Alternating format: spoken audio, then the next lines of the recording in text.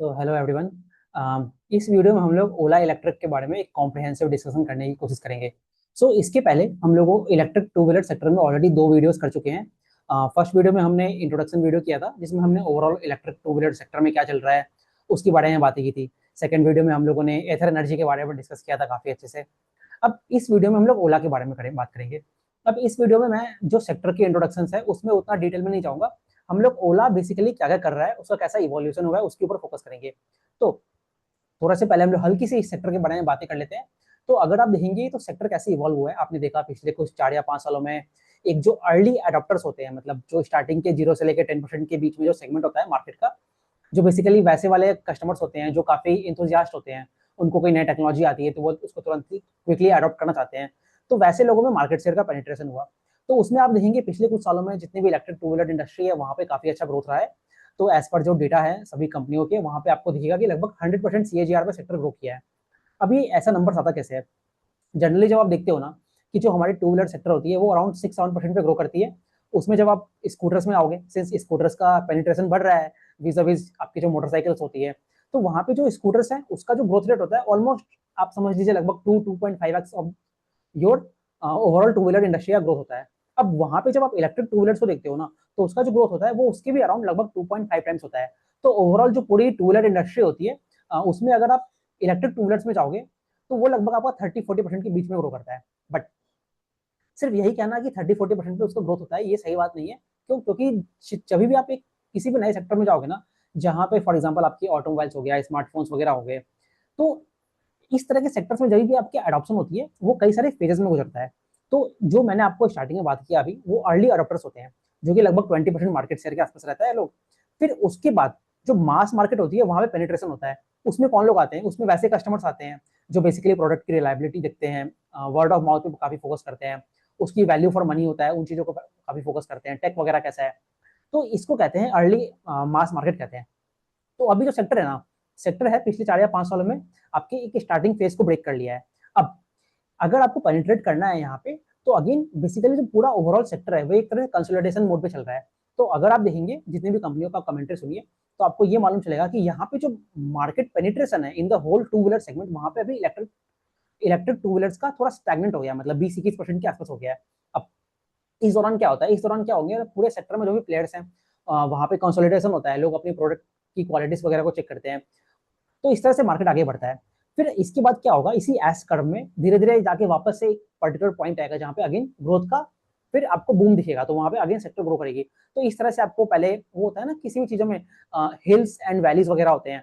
तो अभी आप समझ लीजिए वो वैली वैली पे तो हम लोग नहीं है, और अभी भी आप देखेंगे लगभग electric two wheeler sector around 20% पे ग्रो कर ही रहा है, जैसा ओला इलेक्ट्रिक वाले कहते हैं। तो अभी बेसिकली कंसोलिडेशन फेज है, शांत शांत समय चल रहा है। अगेन जब अगेन नए प्रोडक्ट्स आएंगे तो उसके कारण फिर सेक्टर आगे बढ़ेगा। तो इस तरह से सेक्टर बढ़ती है हमारी। अब इसके अलावा अब हम लोग बात करते हैं ओला इलेक्ट्रिक के बारे में। अब ओला इलेक्ट्रिक को अगर आप देखोगे तो इस कंपनी को लेके बहुत सारी चीजें बातें चलती हैं, कुछ अच्छी बातें चलती हैं और एक लार्ज चंक ऑफ नेगेटिव बातें चलती है। तो हम लोग इस वीडियो में उन चीजों में नहीं जा रहे हैं जो ओला के बाकी बिजनेस है, जो आपके राइड हेलिंग बिजनेस था या फिर इनका क्विक कॉमर्स वाला बिजनेस था, उन सभी जगहों की बात नहीं कर रहे हैं। हम लोग जो पूरा फोकस रहेगा ओला का जो पूरा टू व्हीलर वाला सेगमेंट है, जहाँ पे आपकी स्कूटर्स और एज वेल एज जो आपकी स्कूटीज वगैरह होती है उस पर फोकस करते हैं। फिर दूसरा जो इनका आपका पूरा बैटरी वाला सेगमेंट में क्या चीजें बातें कर रहे हैं ये लोग, गीगा फैक्ट्री वगैरह कैसे बना रहे हैं, इन चीजों पर फोकस करेंगे। सो अब हम लोग शुरू करते हैं इलेक्ट्रिक टू व्हीलर वाले सेगमेंट की तरफ से। अब इलेक्ट्रिक टू व्हीलर आप देखेंगे, जैसे मैंने आपको एथर एनर्जी की वीडियो में डिस्कस किया था, वहां पे उनका रिड्जा मॉडल और जो 450 मॉडल्स होता है। इन द सेम मैनर आप अगर ओला को देखते हो तो यहाँ पे इनके S1 मॉडल होता है। अब उसमें अलग अलग देखेंगे कि कई सारे वेरिएंट्स को लेके ये लोग आए हैं आने वाले 4 या 5 सालों का। आप देखिए आई थिंक फर्स्ट जो इनकी स्कूटर था वो आई थिंक 2021 में लॉन्च किया था इन्होंने, फिर 22 या 23 में उसको अपग्रेड किया है। तो इस तरह से ये लोग आगे बढ़े हैं। अब ओला की हिस्ट्री में क्या रहा है ना, बहुत सारे ये लोग बिजनेस बिजनेस में वेंचर करते हैं। एक आते तो बहुत ही रैपिड पेस में है बट उसमें इश्यूज दिख जाते हैं। तो ये सिर्फ ओला के केस में नहीं है, इन जनरल आप जितने भी स्टार्टअप कंपनीज को देखते हो, तो जब भी आप जैसे मान लीजिए फिजिक्स वाला या फिर आप मेसो को देख रहे हो अभी जो सब न्यूली लिस्टेड हुई है, इन सभी कंपनीज को जब आप देखते हो ना तो एक ग्रेन ऑफ सॉल्ट की तरह से दिखना चाहिए। अब इसी पॉइंट को आप सिंपली मैं आपको देखिए जो मेरा रुपी डेप्रिसिएशन वाला वीडियो था उससे भी कनेक्ट कर देते हैं। तो वहां पे मैंने एक पॉइंट बोला था कि जो रुपी का डेप्रिसिएशन हो रहा है, one of the point was the huge boom of IPOs in the country, जिसके कारण जो प्राइवेट इक्विटी होते हैं जिन्होंने पहले पैसा स्टार्टअप्स वगैरह में लगाया होता है, उनको एक एग्जिट चाहिए होता है। तो जब भी आप इस तरह की कंपनीज लिस्ट होती है तो उसको पहले कुछ समय तक दिखना चाहिए हमें। जब वो स्टॉक मार्केट में आती हैं तो वहाँ पे जो स्क्रूटनी होती है, जो पब्लिक की ओपिनियन होती है, वो सब कुछ काफी मैटर करती है और कंपनी के जो फाइनेंशियल्स होते हैं वो धीरे धीरे इंप्रूव होते हैं। तो वहीं पे आपको दिखता है कि बिजनेस कैसे ग्रो कर रहा है। तो इसी को हम लोग जब ओला के कंटेक्स्ट में लाते हैं, तो जब ये मैंने आपको बोला स्टार्टिंग फेज में, आई थिंक लास्ट ईयर अगस्त में इनका आईपीओ आया था और 2021 या 20 के आसपास इनकी फर्स्ट बाइक स्कूटर मार्केट में लॉन्च हुई थी। नाउ उस टाइम पे जितनी भी स्टार्टअप कंपनीज होती है आपकी, वो एक कैश बर्न मोड पे चलती है ना।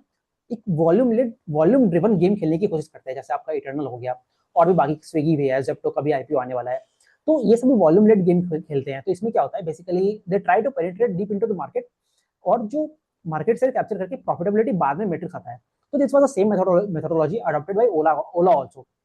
तो इसमें ये लोग क्या कर रहे थे, इन्होंने प्रोडक्ट लॉन्च कर लिया था। तो अगर आप अभी का डेटा देखोगे तो लगभग आज के डेट में ओला की जो पूरे इंडियन मार्केट है वहां पे लगभग 1 मिलियन से ज्यादा इनकी स्कूटर्स मार्केट में ऑलरेडी है।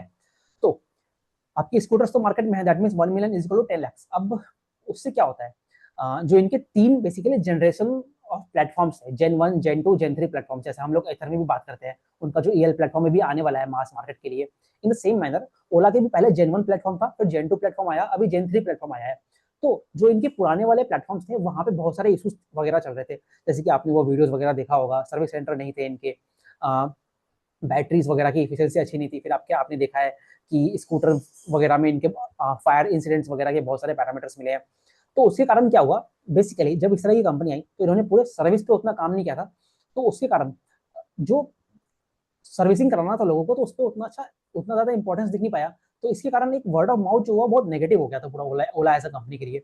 अब इवन आज के डेट में, सिंस मैंने बोला कि आपको लगभग 1 लाख इनकी पूरी स्कूटीज मार्केट में बिकी हुई है, जो कि स्टिल आज के डेट में जब आप क्यूमुलेटिव देखोगे ना, तो लगभग 40 से 50% ज्यादा ही है एज कम्पेयर टू आपके जितने भी बाकी प्लेयर्स हैं। For example Ather, Bajaj, Hero Honda का वीडा जो भी है, इन सभी से ज्यादा ही चल रहा है। तो उसके कारण क्या होता है, बेसिकली इनकी जो बैकलॉग्स वगैरह है, सिंस जब आपने ओवरऑल मार्केट में जाके ज्यादा बाइक्स या स्कूटर सेल किए हैं तो आपके बैकलॉग्स भी ज्यादा होंगे, आपको सर्विसिंग जो होगी वो भी आपको ज्यादा करनी पड़ेगी सारी चीजों के लिए। तो इसीलिए जो इनके सर्विस सेंटर वाला इशू था सबसे पहले आके दिखा, जो कि आप जब आप बाकी कंपनी को देखते हो, एथर को देखिए, आप बजाज का चेतक वाले को देखिए, सिंस वो लोग बाद में आए हैं। तो एक तरह से क्या होता है, उन कंपनीज को ये फायदा है कि सिंस वो ओला की जो इश्यूज थे उसको वो लोग कैप्चर कर पाए, और सिंस वो लोग स्टार्टिंग से ही अपने सर्विस वगैरह पे काफी अच्छा फोकस करते हैं, तो वहां पे आपको जो रिलायबिलिटी होती है वो आपको बेटर दिखती है। तो इस तरह से हमें देखना है। तो ओला का ये वाला केस चल रहा था। तो ये लोग अपनी स्टार्टिंग में पूरा वॉल्यूम ड्रिवन गेम खेल रहे थे। और एक और चीज क्या होती है, इसी से रिलेटेड चीजें होती है, आप देखिए ओला के पहले एक्सक्लूसिव स्टोर्स वगैरह ज्यादा थे। तो उसमें क्या होता है ना, जब आपके आफ्टर मार्केट होती है, जो हम लोग लूमेक्स वगैरह सेक्टर में भी डिस्कस करते हैं, बेसिकली जो कंपोनेंट्स होते हैं आपके व्हीकल्स वगैरह में, वो भी तो आपको परचेस करना पड़ेगा ना, सिंस आपकी कुछ चीजें खराब हो जाएंगी तो आपको वो चीज लेना पड़ेगा। नाउ ओला के केस में क्या था, सिंस थर्ड पार्टी डिस्ट्रीब्यूटर्स नहीं थे, तो वहां पे जाके वो लोग अपनी परचेज ही नहीं कर पा रहे थे। मतलब कहने का मतलब ये है कि सपोज कीजिए जयपुर में किसी ने ओला की स्कूटी खरीदी, अब वो जब उसमें कुछ इश्यूज आया तो उसको ठीक कराना है। तो एक तो जो टेक्नीशियंस वगैरह हैं, जब आप मार्केट में जाते हो अपने व्हीकल्स वगैरह को ठीक कराने के लिए, तो जो आईसी इंटरनल कंबशन इंजन वाले जो आपके इंजन होते हैं, वहां पे तो आपको बहुत सारे मैकेनिक्स मिल जाएंगे। बट यही चीज आपको ओला के केस में नहीं मिलेगा, सिंस ये एक नई टेक्नोलॉजी है और सिंस ओला के प्रोडक्ट्स मार्केट में ज्यादा है, तो वहां पे आपको उस तरह के टेक्नीशियंस और मैकेनिक्स वगैरह भी नहीं मिल रहे थे। तो उसके कारण ओला को बहुत ज्यादा इश्यूज आ रहे थे। So this was the whole story going on with the Ola till I think Q4 of FY 25। अब अभी देखिए, जब इस तरह की चीजें होती है तो जो उनके इन्वेस्टर्स होंगे तो वहां पे तो दिक्कत आएगा, since a company can not, मतलब हमेशा वो अपने कैश बर्निंग वाले मोड में जा नहीं सकता है। At a time the company has to show profitability. So इसी के कारण जब क्वार्टर बनाया तो आप देखते हैं तो ओला का जो एक पिवट टू प्रॉफिटेबिलिटी की तरफ डायरेक्शन शिफ्ट हो गया। कहने का मतलब क्या है, कंपनी ने ये फोकस करना स्टार्ट किया कि अभी हम लोग प्रॉफिटेबिलिटी की तरफ बढ़ते हैं, सिंस इन्होंने खुद ही देखा बहुत सारे इश्यूज वगैरह भी आ गए थे। और जब आप देखिए, जब जेन 1 और जेन 2 में इश्यूज वगैरह आएंगे तो उससे क्या होता है, सिंस जो आपकी वारंटी कॉस्ट वगैरह होती है, मतलब आप सपोज कीजिए आपने एक स्कूटर बेचा तो साथ में आप वारंटी भी देते हो, जितने ज्यादा आपके इश्यूज आएंगे उतनी ज्यादा आपको वारंटी के लिए पैसा खर्च करना पड़ेगा। सो ओला के केस में ये भी हो रहा था कि उनकी जो वारंटीज वगैरह वाला इशू आ रहा था वो भी काफी ज्यादा था। तो उसके कारण वहां पे भी उनको इम्पैक्ट पड़ा था, उसके कारण उनको वो भी कॉस्ट लेना पड़ रहा था। तो उसके कारण उनकी और भी लॉसेस वगैरह काफी ज्यादा हो रही थी। तो आई थिंक अगर आप इनका Q4 देखोगे ना तो लगभग 522 करोड़ के आसपास लॉस था। नाउ यहीं पे गेम इंटरेस्टिंग रहता है। अब तो उस टाइम तक ओला जो आपका था एक वॉल्यूम ड्रिवन गेम खेल रहा था। तो लगभग अगर आप देखेंगे लास्ट FY 25 तक ना, तो उसमें आप लास्ट 3 या 4 साल का डेटा देखिए, I can show the data here also. So आप अगर आप वो डेटा देखेंगे ना, तो लास्ट FY25 में इन्होंने लगभग 3 lakh 3.5 lakh total unit sale की थी। यूनिट्स मतलब स्कूटर्स वगैरह सेल की थी। तो अब जब आप इस ईयर में देखते हो, हम लोग FY26 में आते हैं, तो यहाँ पे क्वार्टर वन जो गया वहाँ पे लगभग आई थिंक 60-70 थाउजेंड इन्होंने स्कूटर सेल किए हैं। क्वार्टर 2 में अराउंड 58,000 के आसपास स्कूटर इन्होंने सेल किए हैं। सो और जिनका प्रोजेक्शन है H2 की तरफ, जहाँ पे आपके फेस्टिव वगैरह आते हैं, वहाँ पे 1 लाख स्कूटर सेल करने की बात कर रहे हैं, इंक्लूडिंग आपकी मोटरसाइकिल, इसमें मैं आता हूँ। सो ओवरऑल अगर आप देखेंगे तो इस फाइनेंशियल ईयर में लगभग इनका अभी 1,10,000 या 20,000 तक स्कूटर सेल हो चुका है। 1 लाख और सेल करने की बात कर रहे हैं, तो रफ एस्टिमेट आप देखेंगे लगभग 2.5 लाख स्कूटर ये लोग सेल करेंगे इस फाइनेंशियल ईयर में। अब देखिए ये आपके लास्ट फाइनेंशियल ईयर से कम है, काफी कम है, क्योंकि लास्ट फाइनेंशियल ईयर में इन्होंने लगभग 3,50,60,000 के आसपास इन्होंने स्कूटर सेल किए थे। So what you are seeing a volume degrowth. तो कंपनी क्या है, अपने वॉल्यूम्स को कॉम्प्रोमाइज करके प्रॉफिटेबिलिटी को इंप्रूव करने का बात कर रहा है। ये कैसे हो रहा है? मैंने आपको वही बोला कि पहले इनके Gen 1 और Gen 2 प्लेटफॉर्म था, अभी ये आगे Gen 3 प्लेटफॉर्म आया है। सो जैसे जैसे आप आईफोन्स वगैरह में देखते हो या फिर किसी भी सेक्टर में देखिए, जब आप एक बेटर जनरेशन की तरफ जाते हो, तो आपके जो इश्यूज वगैरह होते हैं वो रिजॉल्व हो जाते हैं। तो ये ओला के केस में भी हो रहा है। तो इनके जो वारंटी कॉस्ट वगैरह हो गए, जो प्रोडक्ट्स वगैरह होंगे, जैसे आपने एथर में देखा, उन्होंने पूरा अपने मोटर कंट्रोलर यूनिट्स को एक जगह पे लगा दिया है, तो प्लास्टिक्स वगैरह सेव होते हैं आपके। और कुछ कंपोनेंट्स हो गए, जैसे इन्होंने मोटर्स वगैरह है वो भी अपने इन हाउस डेवलप किया है, तो उससे कॉस्ट इंप्रूव होती है, प्रोडक्ट बेटर होता है। जो बैटरी वगैरह होगी इनकी बेटर टेक्नोलॉजी लेके आ रहे हैं लोग, वहाँ पे लोग जो लिथियम मैंगनीज वगैरह वाली बैटरीज वगैरह होती है, फिर खुद की गीगा फैक्ट्री बना रहे हैं। तो क्या है ना, बेसिकली इनका R&D वगैरह भी रहता है, तो इससे इनकी ऑपरेशनल कॉस्ट वगैरह कम हो रही है, प्लेटफॉर्म्स बेटर हो रहे हैं। तो अब देखिए क्या हो रहा है यहाँ पे, एक तो मैं प्रोडक्ट्स कम सेल कर रहा हूँ, सो ओवरऑल मेरे कॉस्ट कम हो जा रहे हैं। दूसरा, मैं जो प्रोडक्ट सेल कर रहा हूँ उस पर ओवरऑल जो मेरा कॉस्ट वगैरह है वो मेरा कम आ रहा है, तो इसी कारण उन प्रोडक्ट्स की मेरी ऑपरेशनल एफिशिएंसी बढ़ रही है। तो उसी कारण मेरा जो ग्रॉस मार्जिन है और जो एबिटा मार्जिन है, वो दोनों चीज, एबिटा मार्जिन तो चलिए वो अभी नेगेटिव में है, वो धीरे धीरे मतलब लेस नेगेटिव हो रहा है, और जो आपको ग्रॉस मार्जिन है वो कंटिन्यूसली इंप्रूव हो रहा है। तो इसी का जो रिजल्ट देखते हैं ना आप, तो इनका अगर आप ग्रॉस मार्जिन देखेंगे लास्ट कुछ 4 या 5 क्वार्टर्स, तो आपको कंसिस्टेंटली बढ़ता हुआ दिखेगा। सो अभी जो ग्रॉस मार्जिन है इनका 30% की भी ऊपर आ चुका है, और जो गाइडेंस भी है इनका ग्रॉस मार्जिन को लेके वो लगभग अराउंड 30 से 40% के बीच में है। ऐसा क्यों? क्योंकि जो PLI का इम्पैक्ट है, PLI का इम्पैक्ट उतना अभी इनको मिला नहीं है, तो वो आपको आने वाले क्वार्टर्स में वो भी मिलेगा, तो वहां से लगभग 5-6% का इनके मार्जिन वगैरह इंप्रूव होंगे। सो this is how the company is progressing. But ये वाली जो इस तरह की जो प्रॉफिटेबिलिटी होती है, ये उतना आपको मतलब इन्वेस्टर से इंटरेस्ट नहीं दिखाएगा। क्यों? Because it is coming at the cost of volume. अभी जब इसी में जब आप बाकी कंपनीज को देखोगे ना, जैसे आप अगर आप एथर एनर्जी को देखिए, तो आप सोचिए एथर के आज कितने स्टोर्स हैं, लगभग 700 स्टोर्स हो गए। तो वहीं पे अगर जब आप ओला के स्टोर्स देखोगे, तो इनका जो एक विस्तार, एक प्रोजेक्ट विस्तार इन्होंने लॉन्च किया था, जिसमें इन्होंने अपने जो पूरे स्टोर्स थे ना इंडिया में, उसको लगभग 700 से बढ़ा के लगभग 3000 प्लस कर दिया, और ओवरऑल जो टच पॉइंट्स थे इनके लगभग 4000 प्लस हो गए हैं।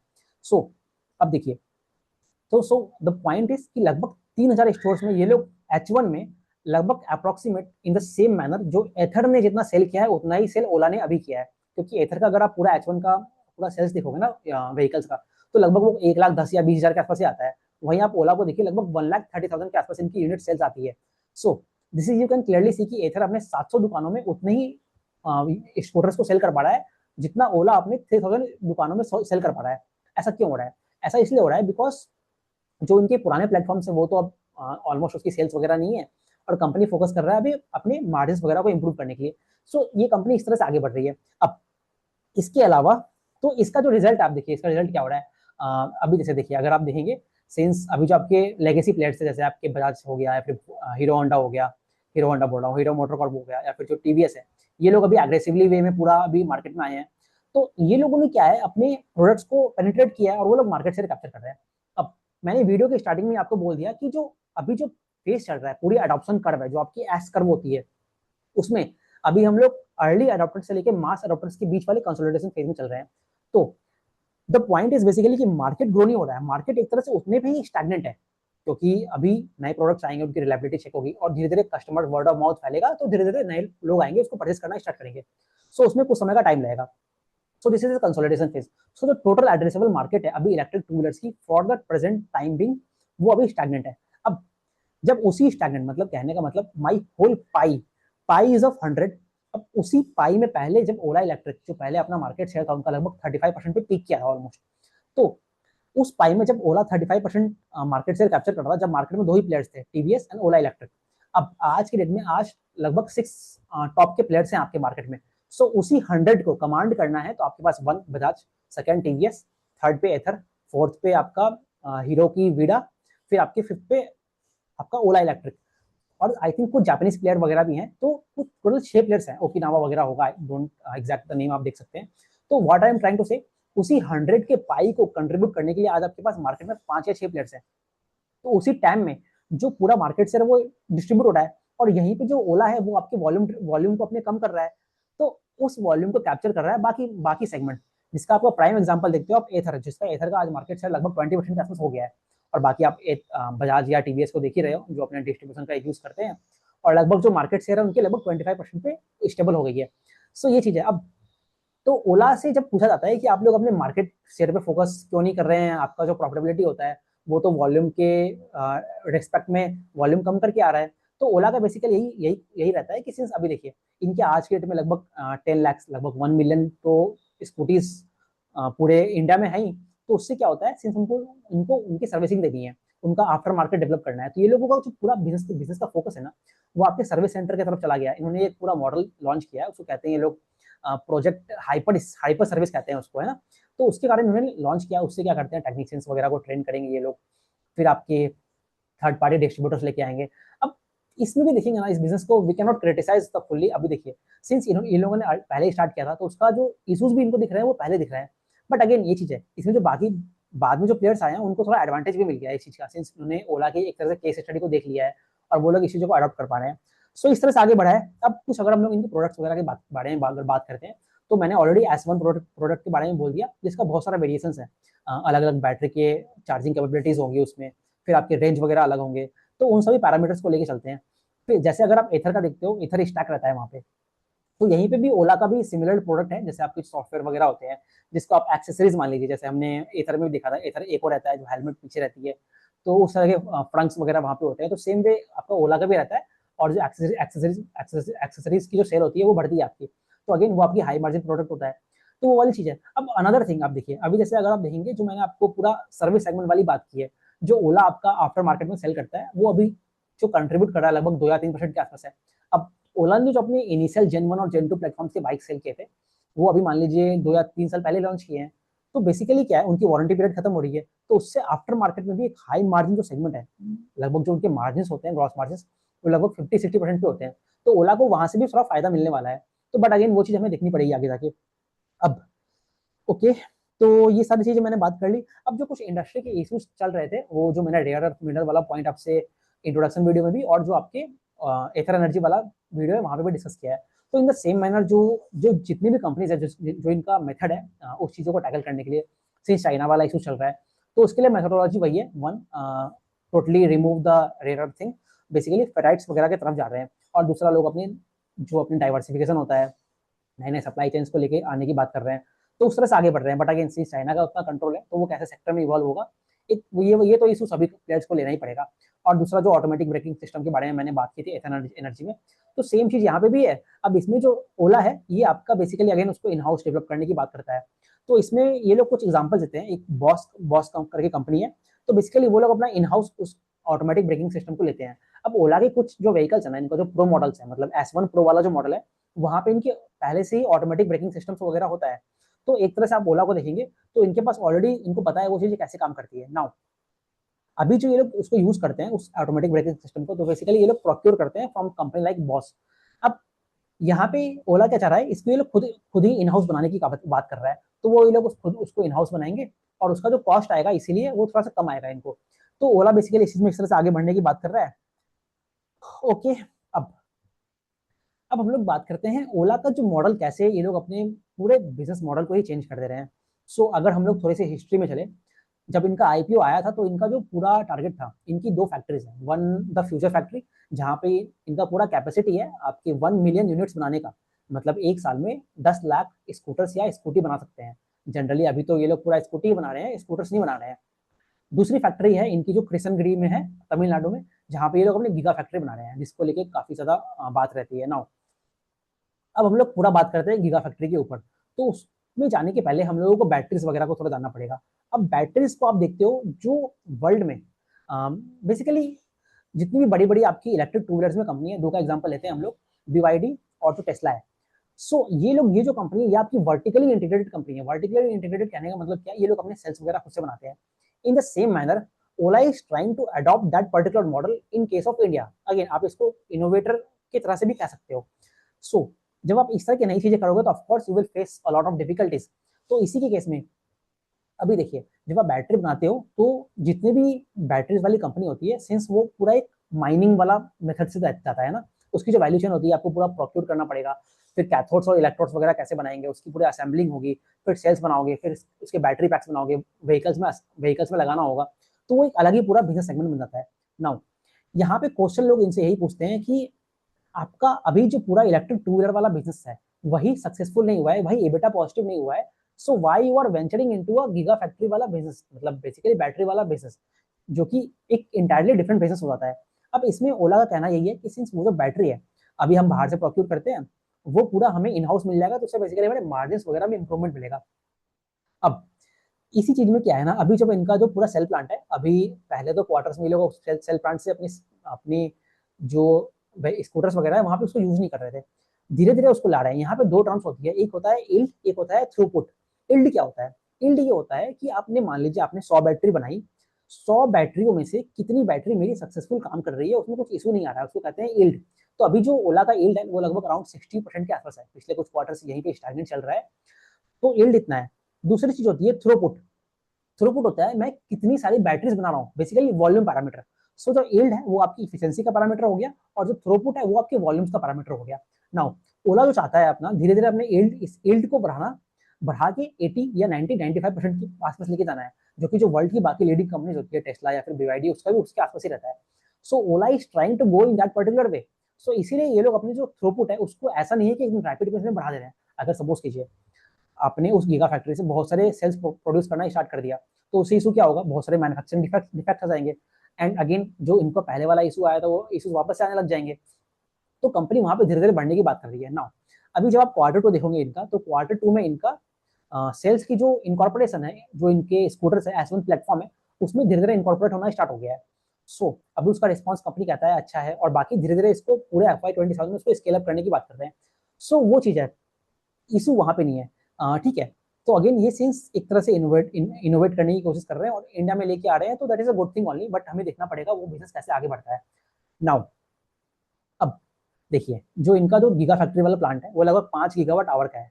ठीक है, अब उसको ब्रेक इवन करने के लिए लगभग लगभग इनको 2 से 3 गीगावाट की आउटपुट निकालनी है, बेसिकली थ्रूपुट निकालना है वहां से, है ना। अब अभी जो इनका लगभग अभी तो ये लोग कर रहे हैं ना, इशू वहां पे क्यों हो गया था, पहले उनका आई थिंक 2.5 गीगावाट का उसमें प्लान था, उसको बढ़ा के उन्होंने 5 गीगावाट किया है। अब इन्होंने क्या किया है, उसको बढ़ा के 20 गीगावाट आवर पे कर दिया है, FY27 में उसको करने की बात कर रहे हैं। नाउ इसके पीछे की स्टोरी क्या है, तो ओला क्या चाह रहा है ना, अभी देखिए आपने मेरे बहुत सारे रिन्यूएबल्स की वीडियो अगर आपने देखी है, so you can clearly see कि मैं बैटरीज वगैरह में कितना ग्रोथ है उसके बारे में हम लोग बहुत बात करते हैं, उसके टाइम वगैरह के बारे में बात करते हैं। अब आप देखिए, अगर आपने सात्विक को देखा है, तो आई थिंक सात्विक ने ही अपना उदय इन्वर्टर्स लॉन्च किया है ना, तो जिससे बेसिकली वो लोग रूफटॉप मार्केट में पेनिट्रेट करने की कोशिश कर रहे हैं। You can think like the same manner कि ओला भी उसी चीज को अडॉप्ट करने की बात कर रहा है, प्रोवाइडेड ये अपने इन्वर्टर्स और जो बैटरीज है वो खुद से बनाएंगे अपनी गीगा गीगा फैक्ट्री से। सो ठीक है, हम कह सकते हैं कि ये उसी तरह के बिजनेस सेगमेंट में काम कर रहा है, अगेन उस तरह के बिजनेस सेगमेंट में काम नहीं भी कर रहा है, क्योंकि आप रिन्यूएबल्स में घुस रहे हो, you were automobile company. Now अब इसके लिए इन्होंने क्या किया, अपना एक नया वेंचर लॉन्च किया, उसको कहते हैं ओला शक्ति। ओला शक्ति के वाया ये लोग किस मार्केट को टारगेट कर रहे हैं, अभी देखिए इंडिया में आपने PM सूर्यघर बिजली योजना जो है, और जो PM कुसुम है, PM कुसुम तो चलिए फार्मर्स के लिए हो गया, PM सूर्यघर बिजली योजना है, उससे रूफटॉप में डिमांड है। तो जिन घरों में आपकी सोलर पैनल्स लगेगी, तो उसको सिंस सोलर से जो इलेक्ट्रिसिटी आती है वो DC होती है। DC क्या होती है, जो आपके रिमोट्स में पीछे बैटरी लगी होती है, उसको हम लोग DC सेल्स कहते हैं, उसको कन्वर्ट करना पड़ेगा ना आपको। DC से AC, जो आपके पंखे चलते हैं, लाइट्स वगैरह चलते हैं, AC वगैरह चलते हैं, वो आपके AC करंट होता है। तो उस DC से जो AC कन्वर्जन है उसके लिए आपको इन्वर्टर्स की तलाश होगी, तो इन्वर्टर्स की रिक्वायरमेंट होती है। सो उसीलिए हमारे घरों में इन्वर्टर्स होते हैं। तो they are trying to manufacture those cells from their plant and sell it in the inverter market. तो ये लोग इस तरह से आगे बढ़ने की बात कर रहे हैं। अब ये लोग सिर्फ और सिर्फ अपने पहले हम लोग इन्वर्टर्स की बात करें, तो ये लोग इन्वर्टर्स में बात जाने की बात कर रहे हैं। अभी जो इन्वर्टर्स है ना, उसका लगभग प्राइस देखेंगे, लगभग आप मान लीजिए 1 लाख से 1.5 लाख के बीच में रहता है। और इससे ये लोग अपने जो Q4 है, ये जो फाइनेंशियल एंड होगा, यहाँ पे लगभग 100 करोड़ बेचने की बात कर रहे हैं। वहां से रेवेन्यू लाने की बात कर रहे हैं।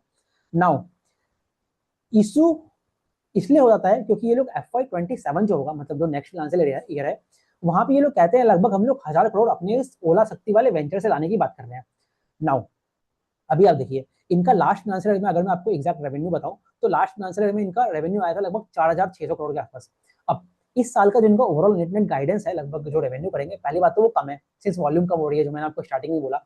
जो गाइडेंस इनका लगभग 3000 से लेकर 3200 करोड़ के बीच में रेवेन्यू करने की बात करते हैं। अब देखिए लास्ट फाइनेंशियल ईयर में लगभग 4200 या 300 के आसपास इनका रेवेन्यू था। अभी ये लोग 3200 रेवेन्यू करेगा, एक तो रेवेन्यू कम कर रहे हो, उसके बाद उसमें से 1000 करोड़ आप लोग अपने ओला शक्ति से करोगे, तो कहने का मतलब जो इनका नेट ऑटोमोबाइल वाला बिजनेस है वहां पे लगभग 2200 करोड़ का रेवेन्यू करोगे, है ना। तो कहने का मतलब क्या है, आपकी जो रेवेन्यू है, वॉल्यूम वॉल्यूम और जो रेवेन्यू ग्रोथ है उसमें लगभग 50-60% का डिक्लाइन आपको दिख रहा है। हालांकि आपको एबिटा मार्जिन में मतलब पॉजिटिव होता हुआ आपको दिखेगा, और साथ ही साथ आपको जो ग्रॉस मार्जिन है वो भी बढ़ता हुआ दिखेगा, पीएलआई इंपैक्ट और बाकी जो आर&डी कॉस्ट वगैरह कम हो रहे हैं उससे आपको दिखेगा, जेन 3 प्लेटफॉर्म पे लेके जा रहे हैं।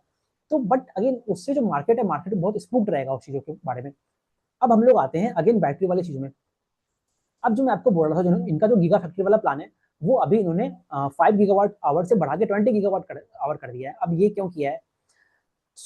पहले ये लोग इन्होंने इनकी इलेक्ट्रिक टू व्हीलर वाली सेक्टर थी, वहां से ये लोग अपने सेल प्लांट में गए। अब वहां से ये लोग इन्वर्टर सेगमेंट में जा रहे हैं। अब उसके बाद ये लोग जो पूरी बेस्ट की टेक्नोलॉजी है इंडिया में, जो बेस्ट का पूरा ट्रेंड चल रहा है, उसमें पेनिट्रेट करने की कोशिश कर रहे हैं। So what they are trying to say, so basically आप ये सोचिए कि एग्जांपल लेते हैं, सपोज कीजिए एक्मी सोलर होल्डिंग्स को अपना SJVN का एक प्रोजेक्ट लगाना है तेलंगाना में। तो वो अपना बेस्ट लेके आता है, बेस्ट चाहिए उसको, तो बेस्ट वो जनरली चाइना से प्रोक्योर करता है, उसकी असेंबलिंग इंडिया में होती है। अब ये लोग जो है, ये बेसिकली पूरा वो सेल वाली वैल्यू चेन है खुद लाना चाहते हैं, जो कि अच्छी बात है। अगर ये लोग कर पाए तो that will be a huge thing for the nation. Now अब इशू क्या आता है, एक तो आप अलग बिजनेस सेगमेंट की तरफ जा रहे हो, दूसरा क्या है, जो चाइनीज मार्केट है, कोरियन मार्केट है, वो ऑलरेडी इतना मैच्योर है, तो वहां से कितना कॉम्पिटिटिव होगा वो बहुत बड़ा क्वेश्चन मार्क है ना। तो वो सारी चीज है। और दूसरी चीज, इन्वर्टर वाले सेगमेंट में अगर मैं बात करूं आपको, सो आज के डेट में अगर आप पूरे इंडियन मार्केट को देखते हो, तो इन्वर्टर्स जो होते हैं आपके घरों में या जो व्हीकल्स वगैरह में इन्वर्टर्स होते हैं, वो कैसे होते हैं, वो लीड एसिडेड बैटरीज वगैरह पे होते हैं ना, जो आपकी ये बड़े वाले इन्वर्टर्स वगैरह होते हैं, वो सभी आपकी बेसिकली केमिकल्स वगैरह वाली थीम पे चलते हैं। तो अब बेसिकली क्या इंडस्ट्री रेडी है, कस्टमर जो होगा वो कितना उस प्रोडक्ट को लेगा, वो सारी चीजें हमें देखनी पड़ेगी। ऑल्दो मार्केट में लिथियम आयन बैटरीज वगैरह, लिथियम आयन की आपकी इन्वर्टर वगैरह वगैरह अवेलेबल है, बट स्टिल जो इंडियन मार्केट है वो आपकी एक लार्ज जगह आपकी लीड एस्टेट इन्वर्टर्स वगैरह ही रहता है। तो वो चीज हमें देखनी पड़ेगी कैसे उस चीज का आगे ये लोग प्रोग्रेस करते हैं उन्होंने इस तरह से। और अनदर थिंग आप देखिए ना, अगर ये लोग 1000 करोड़ आपका बैटरी से अपना पूरा करने की बात कर रहे हैं ये लोग, तो अगर मैं 3000 में से 1000 करोड़ उनके बैटरीज वाला मान लूँ, तो लगभग 1/3 ऑफ जो रेवेन्यू होता है, 1/3 काफी ज्यादा होता है। एक लार्ज चंक ऑफ जो आपकी बिजनेस होती है वो आपका बेसिकली बैटरी सेगमेंट में चला जाएगा, जो कि it will become totally a different kind of a business. Basically आप एक ऑटोमोबाइल कंपनी थी, वहां से आप चीन, जो कि एक तरह से आप बैटरी मैन्युफैक्चर की तरफ चल गए ना। सो आपका आप इसको क्या कहोगे, एक ऑटोमोबाइल बिजनेस कहेंगे या हम लोग एक बैटरी वाले बिजनेस कहेंगे? तो that again becomes a very thing जो कि अच्छा ही लगता है। सो इसके अलावा तो ये सारी कुछ बातें हैं इस कंपनी के बारे में। हम लोग कुछ और पॉइंट देख लेते हैं। अगर छोटी छोटी चीजें देखेंगे तो गवर्नमेंट की जो सब्सिडीज वगैरह होती है, जैसे आपका देखेंगे जो इनका गीगा फैक्ट्री वाला पूरा वेंचर है, वो बेसिकली अगर आप देखिए ना, वो किस चीज को लेके ये लोग आगे बढ़ रहे हैं, तो बेसिकली गवर्नमेंट की एक स्कीम है, एडवांस सेल मैन्युफैक्चरिंग वाला स्कीम है, जिसमें गवर्नमेंट क्या करता है ना, बेसिकली PLI जो स्कीम है गवर्नमेंट की, प्रोडक्ट लिंक इंसेंटिव स्कीम है। तो वो बेसिकली जो आपकी अगर 5 गीगावाट से लेके 20 गीगावाट आवर तक के बीच में अगर रेंज रहती है, तो वहाँ पे बेसिकली आपको सब्सिडी मिलती है। तो may be that is the point. हालांकि कंपनी कहता है कि हम लोग उस चीज को लेके इस फैक्ट्री को नहीं लगा रहे हैं, but again that is a thing जो कि आपको देखना है। फिर इसके अलावा केपेक्स तो अभी इनका पूरा जो गीगा फैक्ट्री है उसमें ही होगा। अगेन यहाँ पे एक और पॉइंट है, अब देखिए जो 5 गीगावाट आवर तक का इनका भी 5.9 या 5 गीगावाट आवर तक का ये लोग स्केल कर रहे हैं अपने सेल प्लांट को। जब आप वहां से 20 गीगावाट आवर तक लेके जाओगे, तो अगेन आपको फंडिंग की रिक्वायरमेंट होगी। अब वो फंडिंग कैसे आएगा, उसके लिए कि आप QIP रेंज करोगे, तो सिंस अगेन कंपनी प्रॉफिटेबल नहीं है, तो वहाँ पे आप QIP रेज करोगे, तो अगेन पूरी की जो बैलेंस शीट है वहाँ पे वो भी स्ट्रेच हो जाएगी। तो ये सारी चीजें आपको भी देखनी पड़ेगी। और ओवरऑल अगर जो आप इनका जो स्कूटर सेगमेंट और जो आपकी रोडस्टर बाइक कहते हैं ये लोग अपने, है ना, बाइक वाली चीज को, उसका अगर रेवेन्यू कंट्रीब्यूशन देखोगे तो लगभग 15% आपकी बाइक वाले में है अभी, और लगभग 85% आपका स्कूटर सेगमेंट में आता है। सो इस तरह से इनका रेवेन्यू का स्प्लिट है। अगर अगर हम इनके एक पॉजिटिव पॉइंट के बारे में बात करें, जैसे जैसे इन्होंने जेन 1 जेन 2 या जेन 3 में ट्रांसफॉर्म हुआ है, तो उससे एक आपको ये फायदा दिखता है कि जो पहले इनका एबिटा ब्रेक इवन वाली बात थी, पहले ये लोग कहते थे अगर हम लोग मंथली 50,000 यूनिट सेल करेंगे तो वो एबिटा ब्रेक इवन होगा। वो घट के पहले अभी इनका 25,000 पे आ गया है, और वो अब इन्होंने घटा के आपका सेल्स जैसे जैसे इनकी सेल्स वगैरह भी खुद की लगनी स्टार्ट हो गई है, तो वो आपका घट के 20,000 यूनिट्स पर मंथ पे आ गया है। तो उसका रिजल्ट आपको ये दिखता है कि इस क्वार्टर में इनका जो एबिटा ब्रेक इवन हो गया है, तो वो चीज भी आपको देखनी पड़ेगी यहाँ। तो ओवरऑल अगर आप इस बिजनेस को देखोगे, तो अभी तो बेसिकली क्या है, business business is trying to venture from one segment to another segment. अब इस बिजनेस को, ओला इलेक्ट्रिक को, I won't discard as of now, क्योंकि क्या है, ये लोग अभी देखिए, अगर मान लीजिए जो जिस तरह से ये लोग कहते हैं कि जो पूरा सेक्टर है, ईवी सेक्टर, जब अभी जो नेक्स्ट एक साइकिल ऑफ ग्रोथ फेज आएगा एस कर्व में आपके, तो वहां पे आप देखेंगे जो अभी जो मार्केट शेयर लूज हुआ है, वो ओला फोकस करता है कि जैसे जैसे मार्केट और मैच्योर होगी, तो वहां पे लगभग एक या दो बड़े के टॉप प्लेयर्स रहेंगे जो लगभग 25% मार्केट शेयर कैप्चर करेगा। उसके अलावा मल्टीपल आपके टीयर 2 प्लेयर्स रहेंगे। अब देखिए, ओला के पास एडवांटेज किस चीज का है, ओला के पास एडवांटेज इस चीज का है, सिंस इनका जो पूरा सेल वाला जो वेंचर है, वहां से काफी अच्छा इनको एक वर्टिकल इंटीग्रेशन मिलता है, जो कि अभी इंडिया में कोई कोई भी वैसा प्लेयर नहीं कर रहा है। सो अगर ये कंपनी उस चीज में सक्सेसफुल होती है, तो जो इनका वॉल्यूम का लॉस हुआ है ना, वो वॉल्यूम का लॉस क्यों हुआ है, क्योंकि इनको अभी पूरा सर्विस की तरफ काम करना पड़ रहा है अपना। तो once those things are rectified, so they can again focus on the volume growth. So ये लोग कहते हैं कि आने वाले समय में वॉल्यूम ग्रोथ भी हमारा अच्छा होगा और बढ़ता हुआ आपको दिखेगा। तो once their volume growth pick up provided, मतलब अगर ये इनका वॉल्यूम ग्रोथ बढ़ता हुआ हमें दिखता है, और जो इनके अभी जेन 3 प्लेटफॉर्म आया है, वो तो रिलेटिवली बेटर ही है, मतलब रिलेटिवली क्या, काफी बेटर है, वो पुराने वाले प्लेटफॉर्म्स थे। और जो इनका स्कूटर वाला वेंचर है, वहां पे भी ये लोग अपने उसमें भी जेन 3 प्लेटफॉर्म यूज कर रहे हैं, तो वो भी they are ahead of other competitors. तो उसके कारण क्या है, सेक्टर मतलब कंपनी ऐसे ऐसा नहीं है खराब कर रही है, कंपनी उस तरह से आगे बढ़ रही है। ऑल दो सिंस जो इनका ये मॉडल है कि अभी हम लोग बेस में घुस जाते हैं, तो उसके कारण एक अभी के लिए तो कोई इंटरेस्ट बनता नहीं है। तो इस तरह से कंपनी आगे बढ़ रही है। होप आपको ओला इलेक्ट्रिक के बारे में पॉइंट्स काफी क्लियर हो गया होगा। सो this is how the company is progressing, a lot of doing a lot of things, but let's see कि इनका पूरा जो बेस्ट वाला सेगमेंट है वो कैसे काम करता है ना। जो इनका 4680 अपनी पूरी बैटरीज को कहते हैं ये लोग, जो कि अगेन टेस्ला वाले मॉडल को लेके आए हैं इंडिया में ये लोग। सो वी विल सी कि हाउ द कंपनी प्रोग्रेसेस। एक अलग तरह की कंपनी है, trying a lot of things, let's see how they progress. But अभी के लिए जो एथर एनर्जी है वो काफी रैपिडली मार्केट से कैप्चर कर रहा है। तो थैंक यू वेरी मच।